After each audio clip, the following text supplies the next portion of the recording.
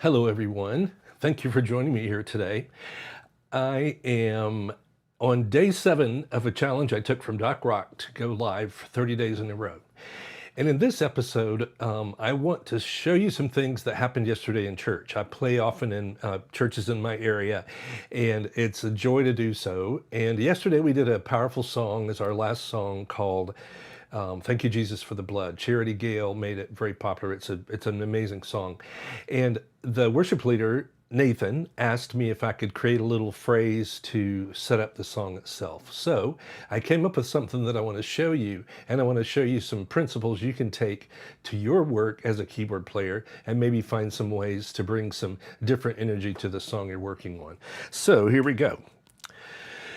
I chose the song starts with the phrase A, E over G sharp, and then F sharp minor. But I wanted to create something that would be unique from the song itself. So I started on a B minor 7 chord, and I did what's called a walk up. You can see that the bottom note of my first chord, B, moves stepwise up to a C sharp, and then stepwise up to a D, and finally it breaks that pattern and jumps up to an F sharp. So the pattern I created was 1, 2, 3,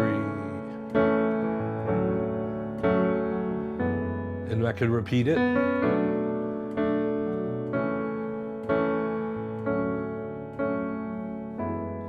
Now, we're killing time. That's the wrong word. I'm underscoring. I'm playing for a prayer that was coming out of a sermon that was headed into the song. So I was just kind of playing lightly under what the speaker was saying. At some point, I want to go into the verse of the song, which is in the key of it starts on an A chord, and I want to give the singer confidence about what note to sing as they approach the beginning of the verse. So here's some of what I did. I could have just repeated that pattern again and again, but when we're ready to sing like this, I was a wretch, finding that C sharp could be a challenge for some vocalists. It's a bit of it's not a crazy, like out there harmony, but it doesn't have the what would you say, the stability of a normal chord within the key would have. So let me show you what I did. I knew that I was heading to an A chord, so a logical chord to precede the A is the 5 chord of A, which is E. If you know the A major scale, A, D, C sharp, D, E, F sharp, G sharp, A.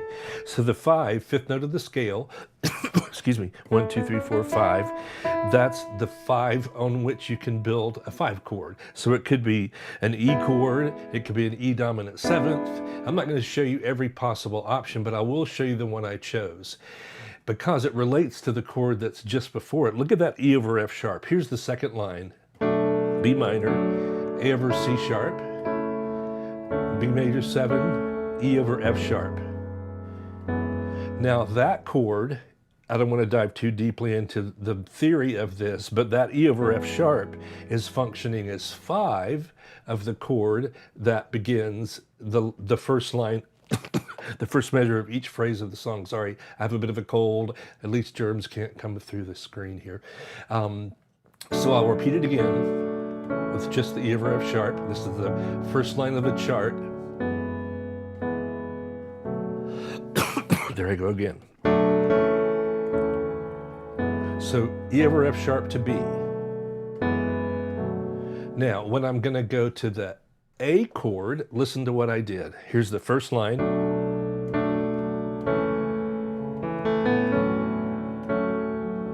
E over F sharp.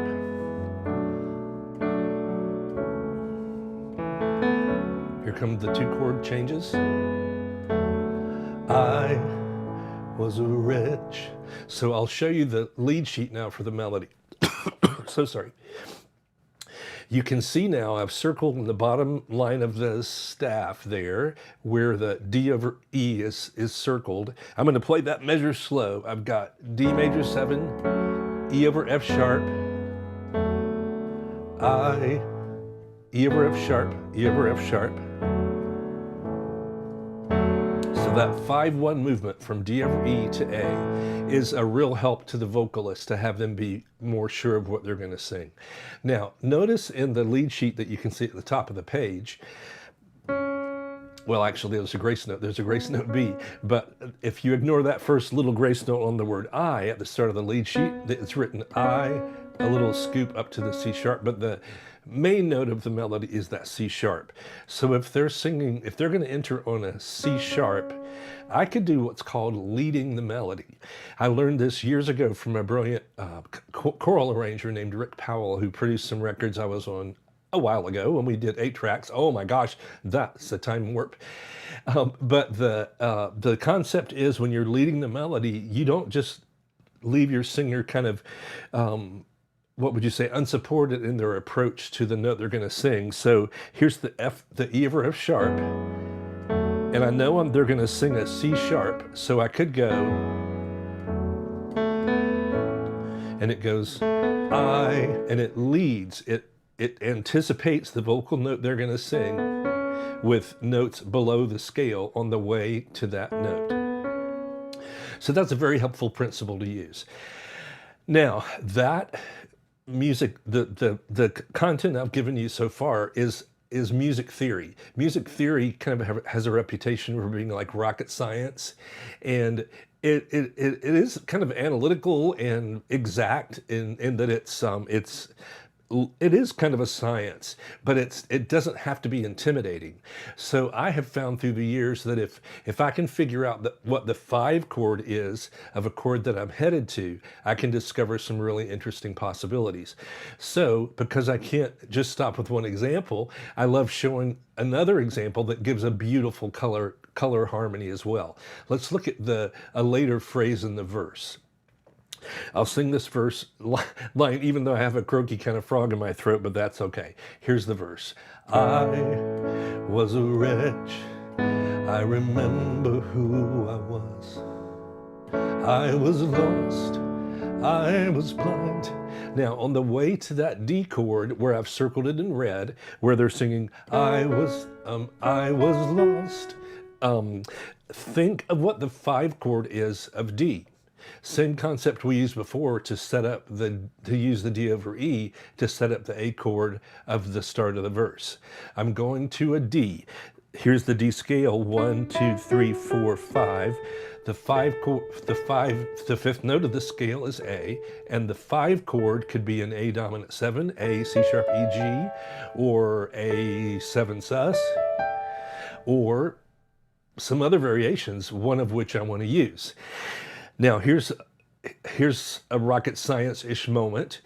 The 5 chord is A, one of these kind of gospel colors, which is what some of these chords I'm suggesting for you represent. There's a common variation of the 5 chord that I call 4 over 5. What's the 4 chord of the D major scale? 1, 2, 3, 4. It's a G. So if I play a G triad over the 5th note of the scale, I get this sound. So I'm gonna go slowly. This is the 2nd measure of the lead sheet. I remember who I was. I was lost.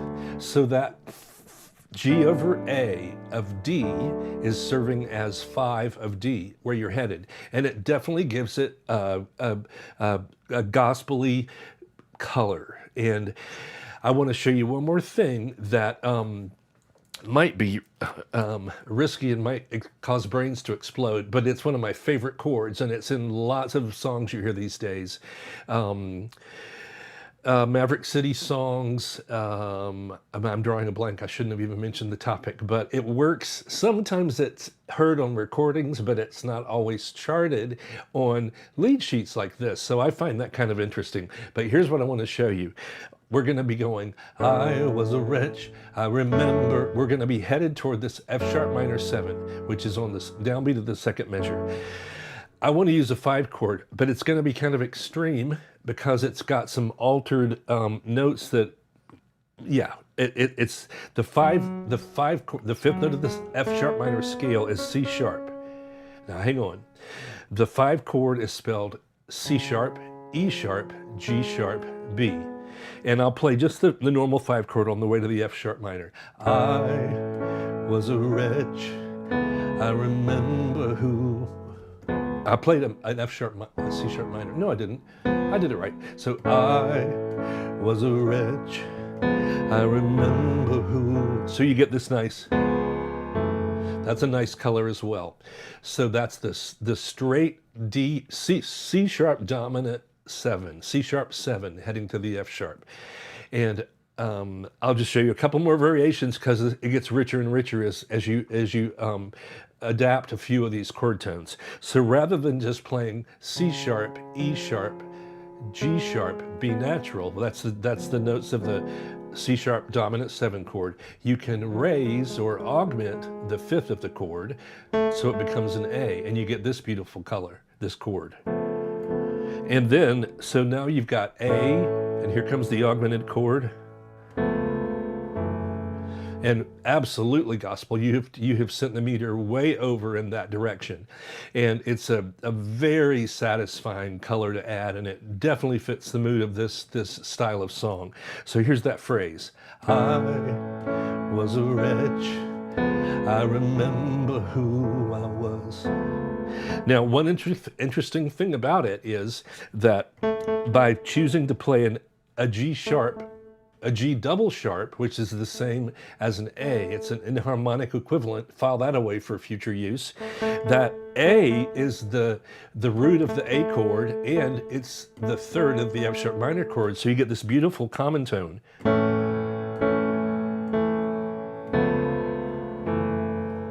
So that note was heard all the way through that phrase. It's gorgeous. Now one more and we're done for day 7 of my series so far. You can triads are built in thirds: root, 3rd, 5th, 7, 9. You can go up to a 13. You can go pretty nuts. But what I want to show you now is the flat 9, and you may be thinking, oh man, he's gone too far. It's a gorgeous color, you got to hear this. So root, 3rd, augmented 5th or raised 5th, 7 of the chord, and then a flat 9 is a D natural. So now you get this color. I was a wretch, I remember. Super juicy. I call them juicy chords. So go for juicy next week in church, huh? It's beautiful, and it's all over the radio now, and I love that. I used to hear songs that had some of these surprises and think, what the heck are they doing? But eventually I got my rocket science, my music theory t-shirt on, and figured out that much of what these surprise chords are functioning as is 5 of something. So put your name in the comments below. I haven't been able to look at comments as I was live today. I hope you watched me live. If so, please tell me where you're from. And if it's later, please tell me where you're from and maybe whether you use some of these chords. I think they're amazing, and they bring a definite richness to our presentation of our songs. So let me just summarize the tips I gave you. Experiment with harmonic rhythm changes. Instead of going, let's see, moving on every half note, you could move like the verse of the song does. 1, 2, 3, 4. So you don't always have to break your measure up into either full measures of chords or half note groups of chords. There's lots of variety you could bring to the song. Secondly, give singers confidence when they're approaching their vocal entrance. As I showed you, you can lead the melody. I was a wretch. Thirdly, think about 5 chords of whatever chord you're approaching. Now, this is a little bit hard to describe clearly. If you're heading to a C chord, think of what the 5 chord is of C. And as you consider that, what types of 5 chords could you use? You could use the 4/5 I mentioned earlier. You could, if it fit the genre, you could use an augmented 7 or an augmented 7 flat 9. And finally, it's okay if it isn't in the original chart. That's what we did yesterday at church. My friend asked me if I could come up with a phrase that led us into the song, but wasn't necessarily from the song. Now, my wife will often tell me, Ed, you got to slow down. when you're teaching, you talk too fast. Well, I hope I didn't. I hope I didn't talk too fast today. But it's just really it's exciting to share this stuff about music theory, and I don't. I even hesitate saying that phrase because it can scare some people off. But you sit at your guitar or your keyboard or whatever instrument you contribute on your team. If you're an instrumentalist, not maybe you can tell some of your other team members about these kinds of concepts. So it's amazing what we get to do each week in our churches or with our worship teams, maybe on a solo instrument like me on keys. But I appreciate you watching. I appreciate your interest in expanding, growing your toolkit perhaps. And I appreciate you watching today. I'll see you next time. God bless.